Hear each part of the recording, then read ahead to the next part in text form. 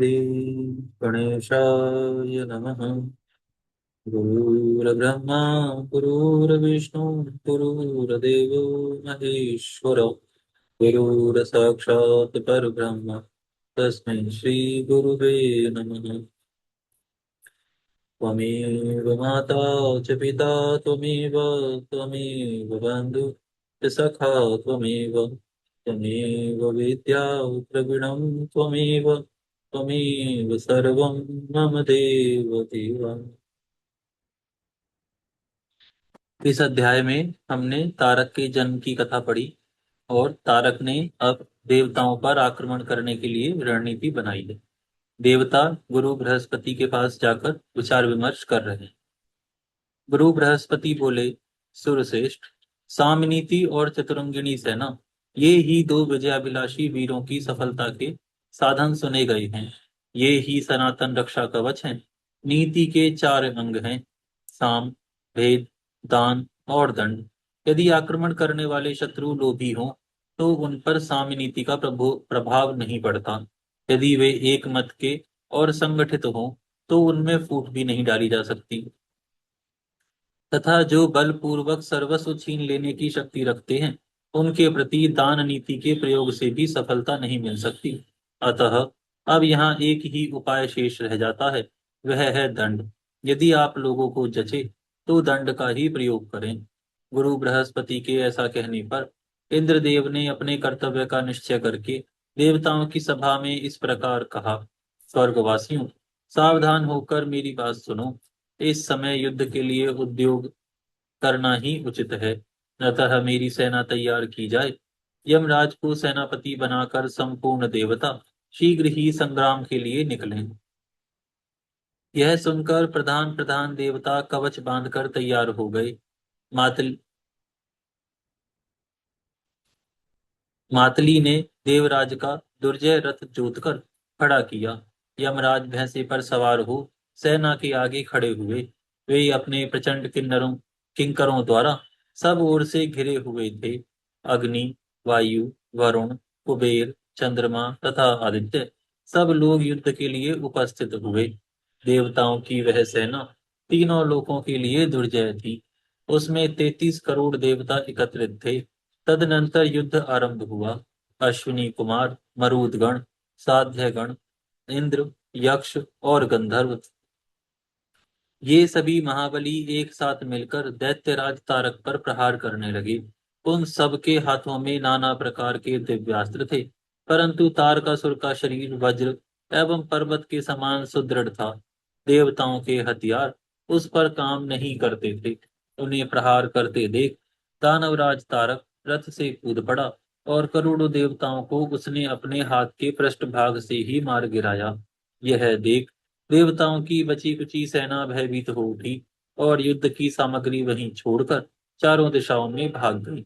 ऐसी परिस्थिति में पड़ जाने पर देवताओं के हृदय में बड़ा दुख हुआ और वे जगत गुरु ब्रह्मा जी की शरण में जाकर सुंदर अक्षरों से युक्त वाक्यों द्वारा उनकी स्तुति करने लगे। देवता बोले, सत्व मूर्ते, आप प्रणव रूप हैं। अनंत भेदों से युक्त जो यह विश्व है, उसके अंकुर आदि की उत्पत्ति के लिए आप सबसे पहले ब्रह्म रूप में प्रकट हुए हैं। तदनंतर इस जगत की रक्षा के लिए सत्व गुण के मूलभूत श्री विष्णु रूप से स्थित हुए हैं। इसके बाद इसके संहार की इच्छा से आपने रुद्र रूप धारण किया। इस प्रकार एक होकर भी त्रिविध रूप धारण करने वाले आप परमात्मा को नमस्कार है। जगत में जितने भी स्थूल पदार्थ हैं, उन सब के आदि कारण आप ही हैं। अतः आपने अपनी ही महिमा से सोच विचार कर हम देवताओं का नाम निर्देश किया है। साथ ही इस ब्रह्मांड के दो भाग करके ऊर्ध्व लोकों को आकाश में तथा अधोलोकों को पृथ्वी पर और उसके भीतर स्थापित किया है।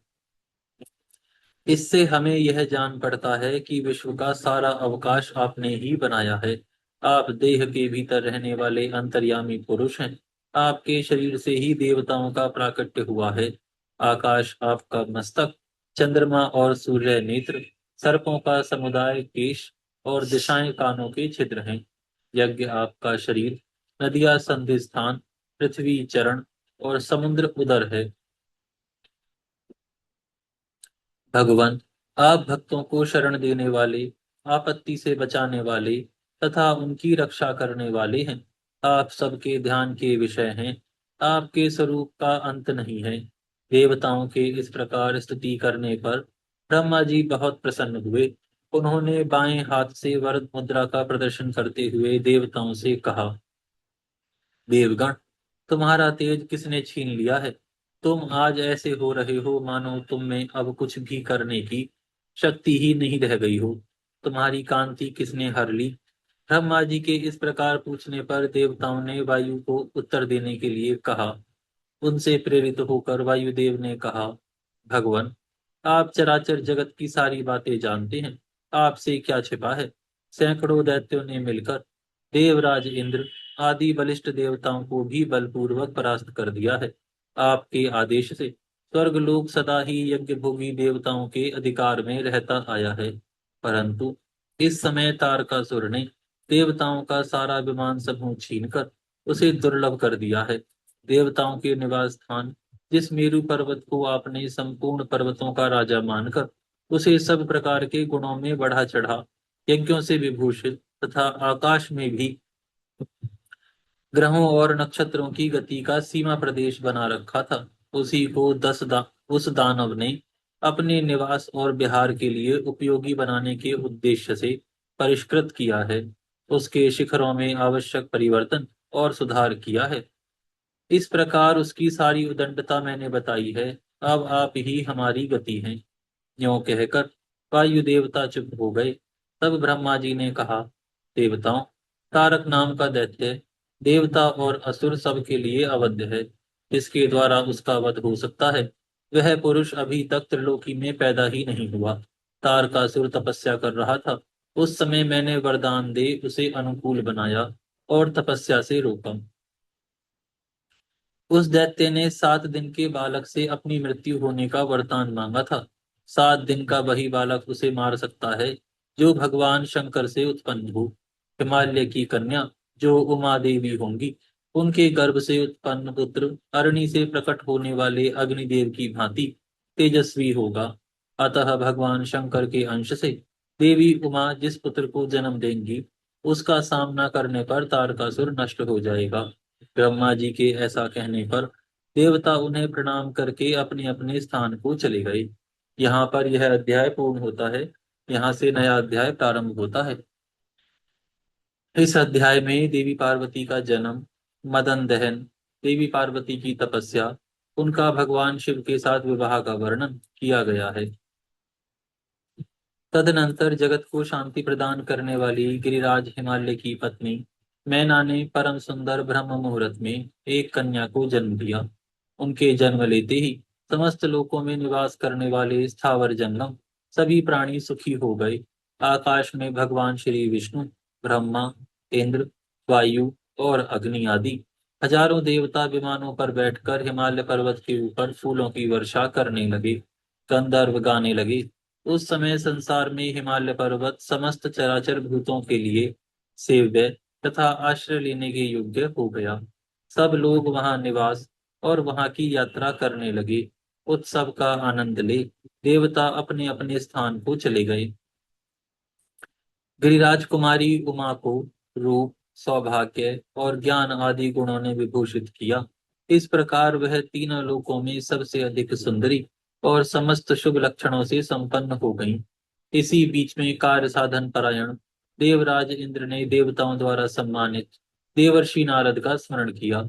इंद्रदेव का अभिप्राय जानकर देवर्षि नारद बड़ी प्रसन्नता के साथ उनके भवन में आए।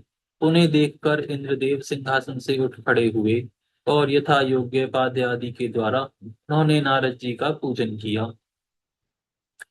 फिर नारद जी ने जब उनकी कुशल पूछी तो इंद्रदेव ने कहा, मुने, त्रिभुवन में हमारी कुशलता का अंकुर तो जम चुका है। अब उसमें फल लगने का साधन उपस्थित करने के लिए मैंने आपकी याद की है। ये सारी बातें आप जानते ही हैं, फिर भी आपने प्रश्न किया है, इसीलिए मैं बता रहा हूँ। विशेषतः अपने सुहृदों के निकट अपना प्रयोजन बताकर प्रत्येक पुरुष बड़ी शांति का अनुभव करता है। अतः जिस प्रकार भी भगवान पार्वती देवी का पिनाकधारी भगवान शंकर के साथ संयोग हो, उसके लिए हमारे पक्ष के सब लोगों को शीघ्र उद्योग करना चाहिए। इंद्रदेव से उनका सारे कार्य समझ लेने के पश्चात नारद जी ने उनसे विदा ली और शीघ्र ही गिरिराज हिमालय के भवन के लिए प्रस्थान किया। गिरिराज के द्वार पर, जो विचित्र बेंत की लताओं से हरा भरा था, पहुंचने पर हिमवान ने पहले ही बाहर निकलकर मुनि को प्रणाम किया। उनका भवन पृथ्वी का भूषण था। उसमें प्रवेश करके अनुपम कांति वाले मुनिवर नारद जी एक बहुमूल्य आसन पर विराजमान हुए। फिर हिमवान ने उन्हें यथा योग्य अर्घ्य, पाद्य आदि निवेदन किया और बड़ी मधुर वाणी में नारद जी के तप की कुशल पूछी। उस समय गिरिराज का मुख कमल प्रफुल्लित हो रहा था। मुनि ने भी गिरिराज की कुशल पूछते हुए कहा, पर्वतराज, तुम्हारा कलेवर अद्भुत है। तुम्हारा स्थान धर्मानुष्ठान के लिए बहुत ही उपयोगी है। तुम्हारी कंदराओं का विस्तार विशाल है। इन कंदराओं में अनेकों पावन एवं तपस्वी मुनियों ने आश्रय ले तुम्हें पवित्र बनाया है। गिरिराज, तुम धन्य हो, जिसकी गुफा में लोकनाथ भगवान शंकर शांतिपूर्वक ध्यान लगाए बैठे रहते हैं। श्री पुलस्त जी कहते हैं, देवर्षि नारद की यह बात समाप्त होने पर गिरिराज हिमालय की रानी मीना मुनि का दर्शन करने की इच्छा से उस भवन में आई। वे लज्जा और प्रेम के भार से झुकी हुई थी। उनके पीछे पीछे उनकी कन्या भी आ रही थी। देवर्षि नारद तेज की राशि जान पड़ते थे। उन्हें देखकर शैल पत्नी ने प्रणाम किया। उस समय उनका मुख अंचल से ढका था और कमल के समान शोभा पाने वाले दोनों हाथ जुड़े हुए थे। अमित तेजस्वी देवर्षि ने महाभागा मैना देवी को देखकर अपने अमृतमय आशीर्वादों से उन्हें प्रसन्न किया। उस समय गिरिराज कुमारी देवी उमा अद्भुत रूप वाले नारद मुनि की ओर चकित चित्त से देख रही थी। देवर्षि ने स्नेहमयी वाणी में कहा, बेटी, यहाँ आओ। उनके इस प्रकार बुलाने पर देवी उमा पिता के गले में बाहें डालकर उनकी गोद में बैठ गईं। तब उनकी माता ने कहा, बेटी, देवर्षि को प्रणाम करो। देवी उमा ने ऐसा ही किया। उनके प्रणाम कर लेने पर माता ने कौतूहलवश पुत्री के शारीरिक लक्षणों को जानने के लिए अपनी सखी के मुंह से धीरे से कहलवाया, मोने, इस कन्या के सौभाग्य सूचक चिन्हों को देखने की कृपा करें। मैना की सखी से प्रेरित होकर महाभाग श्री मुनिवर नारद जी मुस्कुराते हुए बोले, भद्रे, इस कन्या के पति का जन्म नहीं हुआ है। यह लक्षणों से रहित है। इसका एक हाथ सदा उत्तान यानी सीधा रहेगा। इसके चरण व्यभिचारी लक्षणों से युक्त हैं, किंतु उनकी कांति बड़ी सुंदर होगी। यही इनका भविष्य फल है। नारद जी की यह बात सुनकर हिमवान भय से घबरा उठे।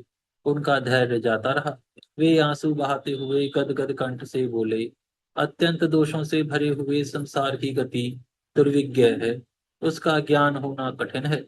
शास्त्रकारों ने शास्त्रों में पुत्र को नरक से त्राण देने वाला बनाकर सदा पुत्र प्राप्ति की ही प्रशंसा की है, किंतु यह बात प्राणियों को मोह में डालने के लिए है, क्योंकि स्त्री के बिना किसी जीव की सृष्टि हो ही नहीं सकती। परंतु स्त्री जातीय स्वभाव से ही दीन एवं दयनीय है। शास्त्रों में यह महान फलदायक वचन अनेकों बार निसंदेह रूप से दोहराया गया है कि शुभ लक्षणों से संपन्न सुशीला कन्या 10 पुत्रों के समान है, किंतु आपने मेरी कन्या के शरीर में केवल दोषों का ही संग्रह बताया है। तो यह सुनकर मुझ पर मोह छा गया है। मैं सूख गया हूँ। मुझे बड़ी भारी ग्लानि और विषाद हो रहा है। मुने, मुझ पर अनुग्रह करके इस कन्या संबंधी दुख का निवारण कीजिए। देवर्षि, आपने कहा है कि इसके पति का जन्म ही नहीं हुआ है।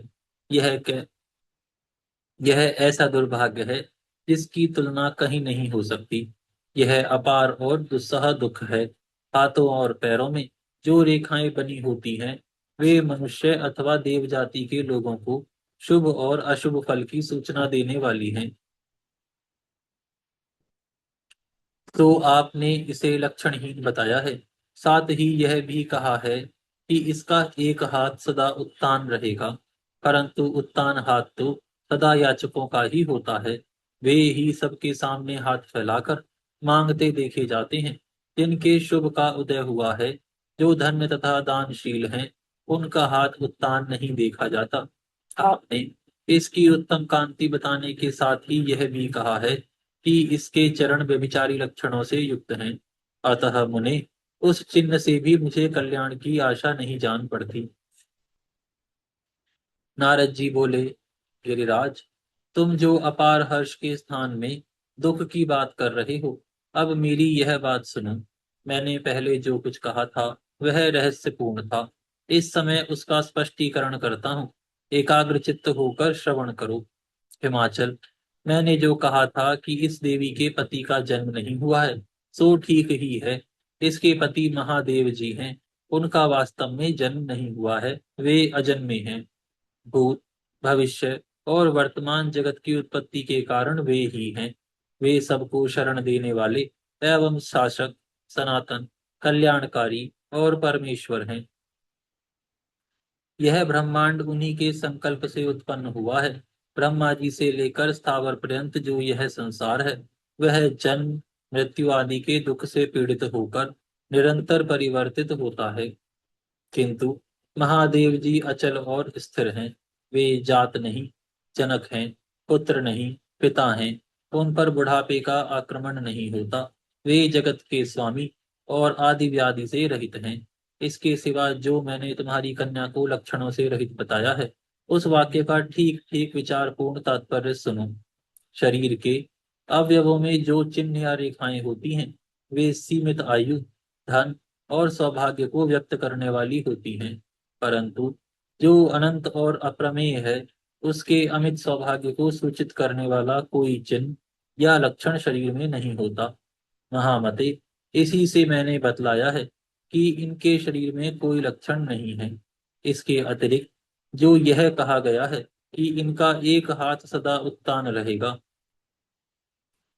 इसका आशय यह है, वर देने वाला हाथ उत्तान होता है।